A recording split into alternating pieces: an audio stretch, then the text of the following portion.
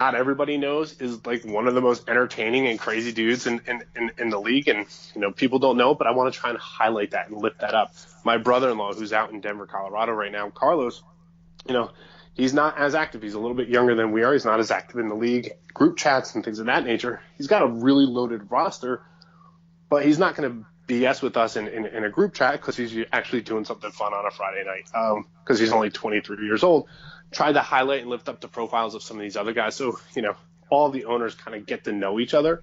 And it's really proven to be really successful. Two of the guys today, for example, just got together and they went to Union Station in Washington, D.C., and they went and did virtual reality Mario Kart just for the sake of it because they were talking in the group chat. And one of them said, I work around the corner. The other said, I need to get out of the office. Let's do it.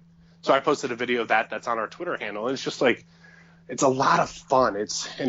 To me, if I'm looking at something where I really enjoy fantasy football, I want it to be more than just wins and losses on Sunday. I want to know that I'm enjoying myself. And if I win money, that's really cool. That would be great. It's like $800 first place prize.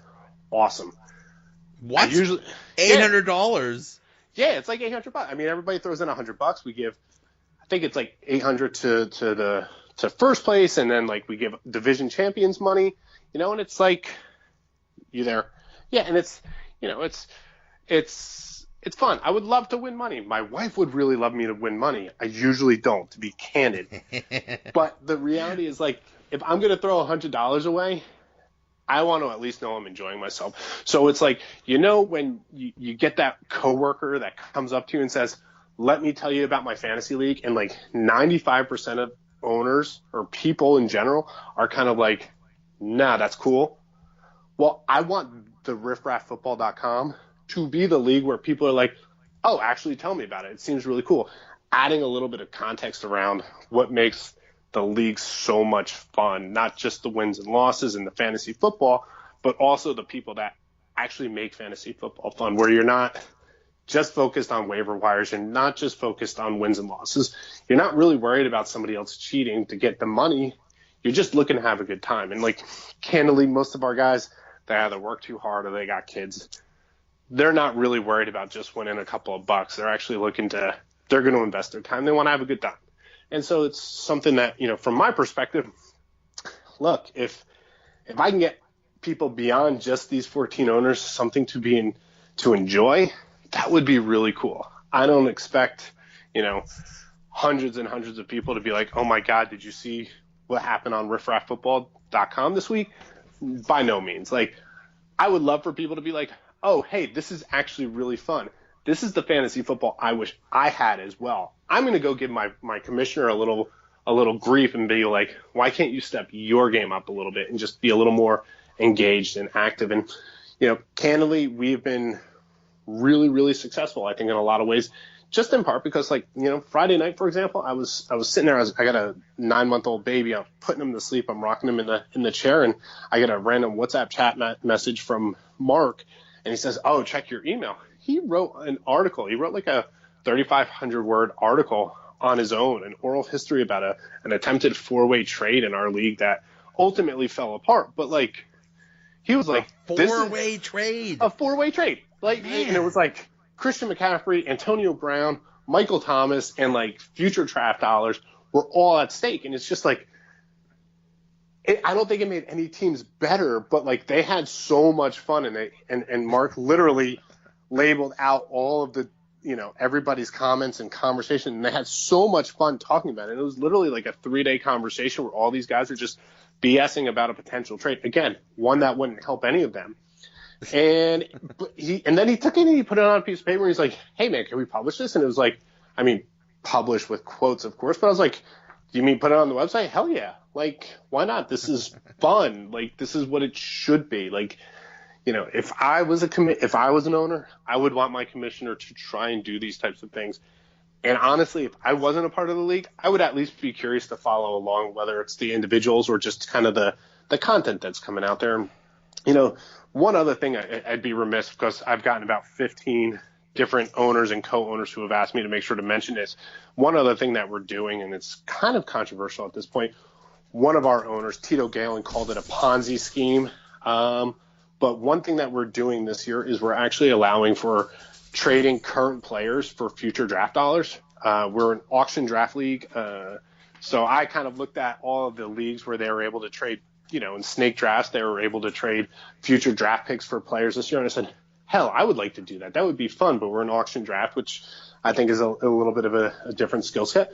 So we've actually incorporated this year the ability to trade future draft dollars. And it's been somewhat controversial. We've seen a lot of players going back and forth. I picked up DeAndre Hopkins for $60 draft dollars next year, and it's very controversial. Phil and Tito Galen have been the most vocal critics of it, claiming that it's going to destroy the league or it's going to take away all the fun. But honestly, it's, we've got 3 or 4 teams that are really in the tanker era at this point. And that's Smeat, that's Toby, that's the Unicorn, and that's the Sausage King.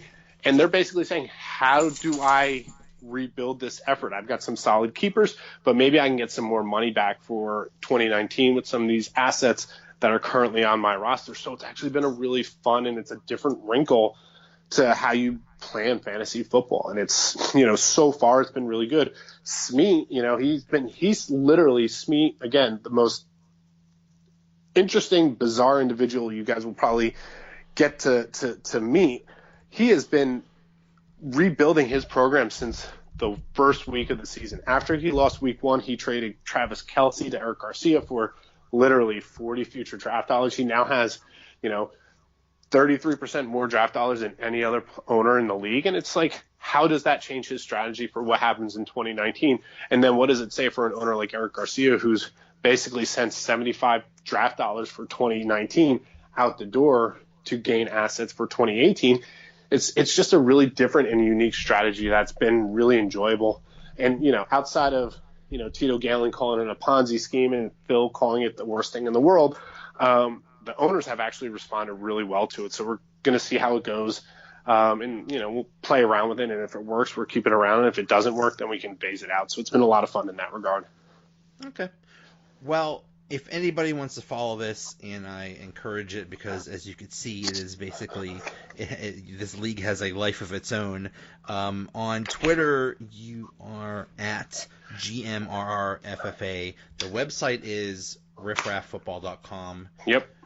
Dan, you are, if there was an award for the most involved fantasy football league and commissioner, you would definitely win that. So Joey, I got to be honest, that might be the nicest thing anybody will ever say to me.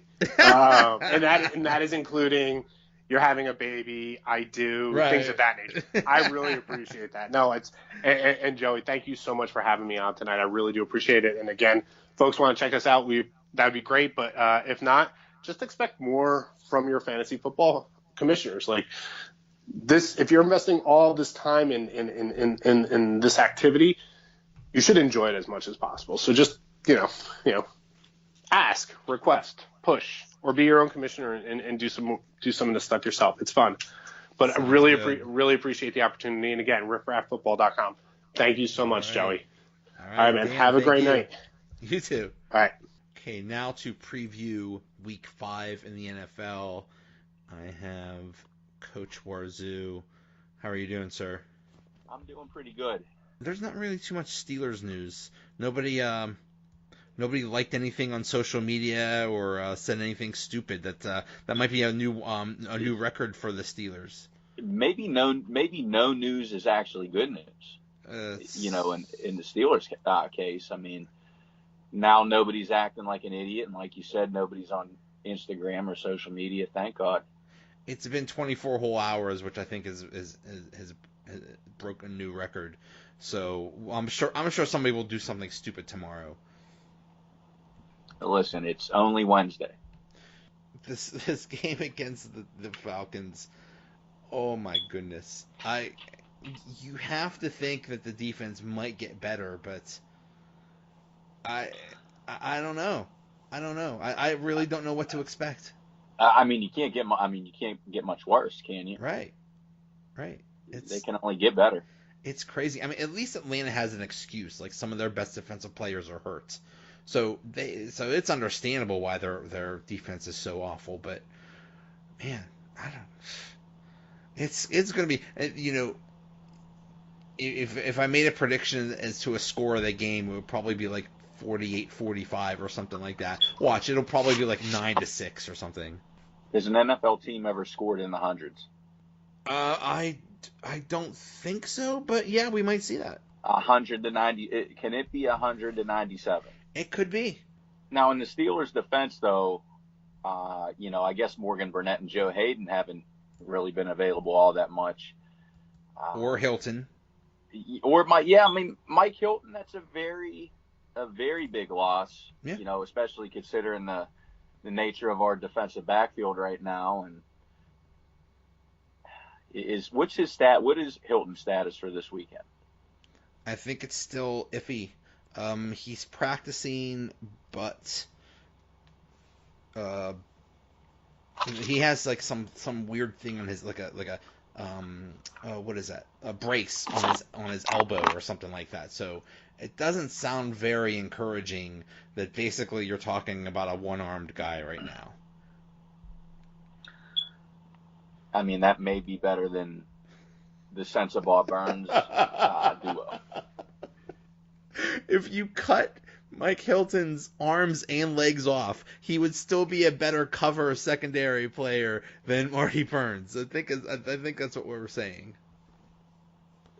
I mean, maybe two limbs. He still may be in the conversation as being better. It could be. Yeah. Oh man. Yeah, it's and I believe Atlanta's going to get Devontae Freeman back, although their running backs might be okay as it is anyway. So yeah, it's going to be interesting, and I think it's kind of an elimination game because whoever loses that might already be eliminated from the playoffs.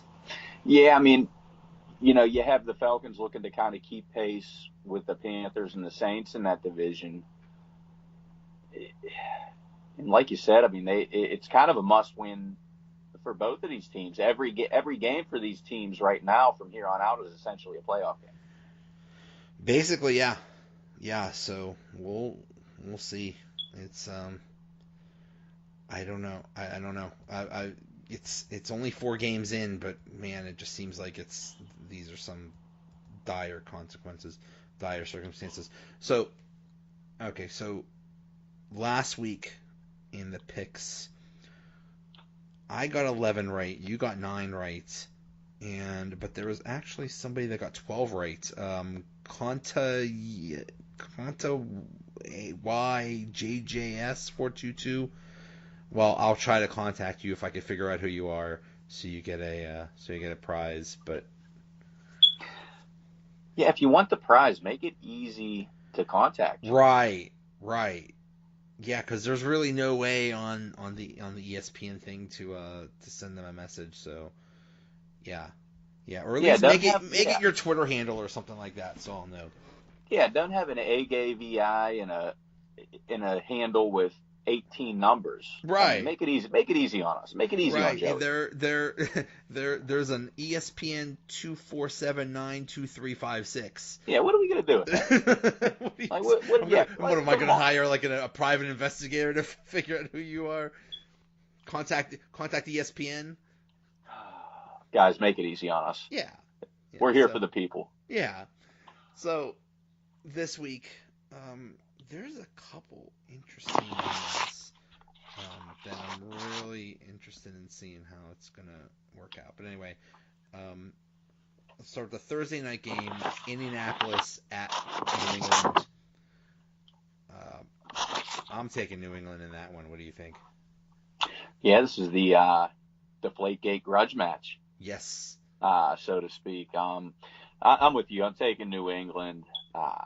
T.Y. Hilton is iffy. I know Gronk and Josh Gordon's still a little banged up. I think it's actually going to be kind of close, like a possession game.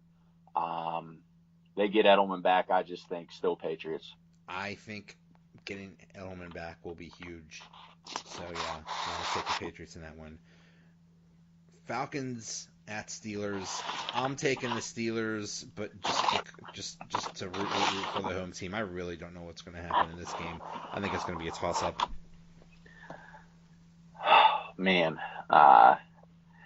I'm going to pick with my heart